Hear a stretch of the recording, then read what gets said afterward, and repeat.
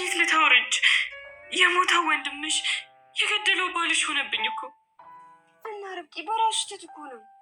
እርጅ አንድ ቀን እንኳን የእህትነት ፍቅር ሳልሰጠው ሞተ። እሱም እኮ በድሎሻል፣ ልጅሽን ገሎብሻል። አይደለም በእኔ ምክንያት ነው። ምን አለ አንድ ቀን እንኳን ወንድሜ ብዬ ባቅፈው፣ አንድ ቀን እንደ እህት እግሩ ላይ ተኝቼ ባወራው። ቆይ ግን አባቴ ደግሞ ለምን የወለደው ልጅ መደበቅ አስፈለገ? ለምን እንደዚህ ቀጣን? ለሁሉም ነገር ተጠያቂ እሱ ነው። ርጅ ወንድሜ ጠላቴ እንዲሆን ያደረገው እሱ ነው። ርብቃ በቃ ያለፈው ህይወታችን መማሪያ ትምህርት ቤታችን ነበረ። አዲሱ ልጃችን ደግሞ መልካም ነገር ይዞ ይመጣል። አቤል ስምን ሲጠራው በጣም ነው የደነገጥኩት። አይዞሽ አትፍሪ። ቆይ ግን ለምን የፈለገኝ ይመስላል? ያው ለስራው ነው። ስራው ማለት ስራው ነው። ምን ሴት እንዳጨርሰው አቤል ሳስበው ነው ሴት። እሺ በቃ እንሂዳ። ግን አልማዝ ወላጅ ይቅርታ ይጠይቃል እንዴ? አዎ ምን ነካ? ለምን አይጠይቅም? እኔ እኮ ይሄ በእኛ ባህል የለም ብዬ ነው። ትክክል እኮ ነህ። ግን ደግሞ ታውቃለህ ልጅቷ እዚህ አላደገችም። እኛ ድሮ እንኳን ይቅርታ ልንጠይቅ ቀርቶ ተመተን እንኳን ይቅርታ ባልነበር ነው አይደለም። መምታትህ እኮ መጮህ በራሱ አስበርግቧታል። አንተ የተረገምክ ልጄን ሆነ ብለህ መልሳት። ፍቅር ያዘኝ። ይኸውልህ ወሬውን ትተህ ልጄን አሁኑኑ ላካት። አውቃለሁ አልኩህ እኮ። ለምን ሲባል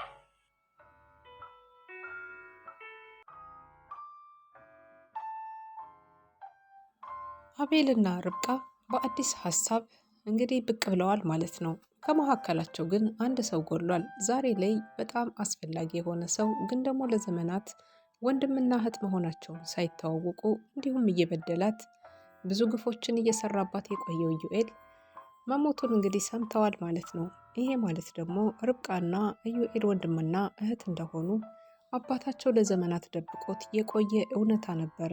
ዛሬ ላይ ኢዩኤል የለም። እዛም ባሻገር ደግሞ የማሚቴ ልጅ የሆነችቷ አሁን ላይ የመጣችው ራኬብ እጅግ በጣም ታፈቅረውና ተወደው ስለነበረ በአሁኑ ሰዓት ላይ ራሷን ስታለች። ሌላው ቤተሰብ ምንም አይነት ግራ መጋባት ስሜት ውስጥ የሉም። ኢዩኤል እንግዲህ እንደሚታወቀው ሪችንና እንዲሁም ደግሞ ርብቃን ለመለያየት ሲሞክር ነበረ። አንቺ ለምንድን ነው ለእሷ ባሪያ ሆነሽ ሁልጊዜ የምታገለግያት? እሷ መጠቀሚያ እያደረገችሽ ነው። አንቺ ለምንድን ነው ራስሽን በራስሽ ቦታ ላይ ፈልገሽ ማታገኝ? በማለት ኢዩኤል ጣልቃ ገብቶ በሁለቱ ጓደኞች የርብቃና እንዲሁም የርች ጸብ ለእሱ ምቹ ሁኔታን ይፈጥርልኛል ብሎ ስላሰበ ኢዩኤል ሲያበላሽና ነገሮችን ሲያካክዳቸው ነበረ። እሷም እንደተበደለ ሰው አዎ ትክክል ነህ፣ እኔን መጠቀሚያ አድርጋኛለች። እሷ ሁልጊዜ እሷ ባሪያ ነኝ፣ ተላላኪ ነኝ። እውነትህን ነው። ከዚህ በኋላ ለእሷ ባሪያም ተላላኪም አልሆንም፣ ራሴን ፈልጌ ያገኛለሁ፣ በራሴ ቦታ አገኛለሁ በማለት እሷም ለራሷ ቃል ስትገባ ነበረ።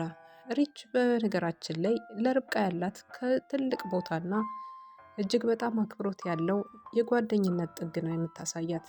በታመመች ሰዓትም በከፋት በተደሰተች ሰዓትም ከጎኗ የማትለየዋ ሪች አሁን ላይ ግን በርብቃ ላይ ያቄመች ትመስላለች። ምክንያቱ ደግሞ ኢዩኤል ደግሞ በነገራት ንግግር ርብቃን እንድትርቃትና ከርብቃ ጋር ያላቸው ጓደኝነት እንዲሻክር በመሃላቸው እየገባ ይገኛል። ይህን ያደረገበት ምክንያት ከሁለቱ ላይ መለያየት እሱ የሚያገኘው ትልቅ ጥቅምና አንድ ነገር ስላለ ነው። ምክንያቱም ሪች ከሷ ስትርቅ ርብቃ ብዙ ኃይልና እንዲሁም ደግሞ ሀሳብ አይኖራትም ብሎ ስለሚያስብ ነው። ርብቃ በሷ የምትታዘዝና እጅግ በጣም ብዙ ነገሮችን ማመንጨት ጉልበት የምትሆናት ሪች እንደሆነች በደንብ ጠንቅቆ ስለሚያውቅ እነሱን ማለያየት ለሱ ጥሩ ዘዴና ጥሩ ነገር አድርጎ ተመልክቶታል። በዚህ መካከል ላይ ሪች የእሱን ወሬ ሰምታ እሺ እውነትህን ነው አደርጋለሁ እፈጽማለሁ በማለት እንግዲህ ነገሮችን እሺ ስትለው ነበር። እጅግም ከፍቷት ብቻዋን ቁጭ ብላ እያለቀሰች ነበረ። ሪች ለምን ይህን ያክል ከፋትና አለቀሰች? በመጀመሪያም ደረጃ ተጣልተው ስለነበረ ይሄ ጸብ ግን እስከዚህ ድረስ የሚያደርስ ጸብ አልነበረም። ጸቡ የራኬብ ቅብጠት እጅግ በጣም የበዛ በመሆኑ ከኢዩ ጋር ከምትታይ ከዚህ በኋላ ሞት ይሻለኛል፣ እንዴት ከእንደዚህ አይነት ከክፉ ሰው ጋር አብረሽ ፍቅር ትመሰርቻለሽ? በማለት አባዬ እኔ እኮ እሱን አፈቅራለሁ እያለች እጅግ በጣም በሚያሳዝንና በሚያስጠላ ሁኔታ አባቷን ስትወቅስ ስትነቅፍ ነበረ። በዚህ መካከል ላይ አቶ ግርማ ተናደው እኔ እንደዚህ አይነት ባለጌ ልጅ የለኝም በማለት በጥፊ ሲመቷት ከሶፋ ላይ ቁጭ ብላ እጅግ በጣም አምርራ እያለቀሰች ነበር። ለዩኤልም ደውላ አባቴ እኮ መታኝ በማለት እንግዲህ ነገሩን አካብዳ ስትናገር ነበር። ለነገሩ ወትሮውንም ውጭ ሀገር ያደገች ልጅ ስለሆነች ለዛ ነው እንደዚህ የቀበጠች እያሉ አባትና እናት ሀሳባቸው ሁሉ ተሰርቋል። አሁን ላይ በቃ ልጅህን ይቅርታ ጠይቃት፣ የሆነ እቃ ገዝተህ ይቅርታ መጠየቅ አለብህ ስትለው ነበረ። ወይዘሪት አልማዝ እንግዲህ ይቅርታ እንድትጠይቅ ያደረገችው አቶ ግርማን ይቺ ልጅ ውጭ ሀገር ነው ያደገችው፣ በህፃንነት እንዲሁም ደግሞ ብዙ ነገር የለመደች ልጅ ናት። እኛ አገራችን ላይ ልጆች ቢደበደቡ ልጆች ናቸው መልሰው ይቅርታ ወላጅን የሚጠብቁ በማለት እንግዲህ ወይዘሪት አልማዝ ለባለቤቷ እያስረዳችው ነበረ። በዚህም መካከል እንግዲህ ካልሽ አንቺ ይሁን እንጂ ምን ይደረጋል፣ ወላጆች ይቅርታ መጠየቅ የለባቸውም እያልሽ ነው ማለት ነው በማለት እሱም እያስተባበለ ሲነግራት ነበረ።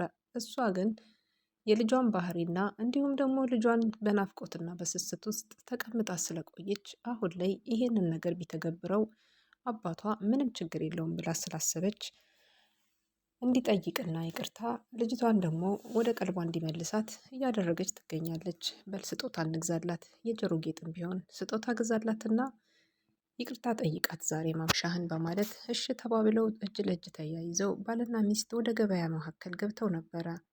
ሲመለሱ ግን ያልጠበቁት አንዳንድ ነገሮች ተከስተዋል።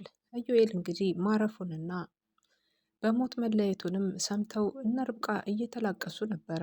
ርብቃ በተለይ እጅግ በጣም አዝናለች። ምክንያቱ ደግሞ የወንድሟን መሞት ወንድሟ መሆኑን ሳታቅ ለረጅም ጊዜ እየተበዳደሉ ቆይተዋል። በተለይ ለሷ ሲበድላት እንዲሁም ደግሞ ብዙ ችግሮችና ብዙ አመጾችን ሲያደርግ የቆየ ነበር። ኢዩኤል በዚህ መካከል ላይ አሁን ላይ መሞት በሌለበት ሰዓት ላይ እንግዲህ አርፏል ተብሏል። የእውነት ይሁን የውሸት የሰማችው ነገር ባይታወቅም ከመቅስፈት ነው እንግዲህ ይህንን ነገር የሰሙት። እጅግ በጣም አዝናለች። የገደለው ባልሽ የሞተው ወንድምሽ ሆኖብኛል እኔ እያለች እያለቀሰች ትገኛለች። ከዚህ በኋላ ርብቃና አቤል በአንድ ላይ ሆነው ይህንን የጀመሩትን የቦሱን ስራ ለመጨረስ እየተነጋገሩ ይገኛሉ። አንቺም አብረሽኝ ትሰሪያለሽ፣ ሪችምንም ጥሪያት፣ ነገሮችን እናስተካክልና በጋራ ይሄንን ነገር እንቋጨው። ምክንያቱም ደግሞ ይሄ ትልቅ ባለ ሀብት ይፈልጋታል የማሚቴን ልጅ በማለት ነገሮችን እንግዲህ እንደዚህ በማለት ሲያስረዳት ነበረ። እሷ የዚህ አይነት ስሙን ጥሪውን ባለመውደዷ የተነሳ እንዳትጨርሰው አቤል ይህንን ስም እንዳትጨርሰው በማለት ስትሸሽ ነበረ። ምክንያቱም ደግሞ መጋፈጡን ፈርታለች።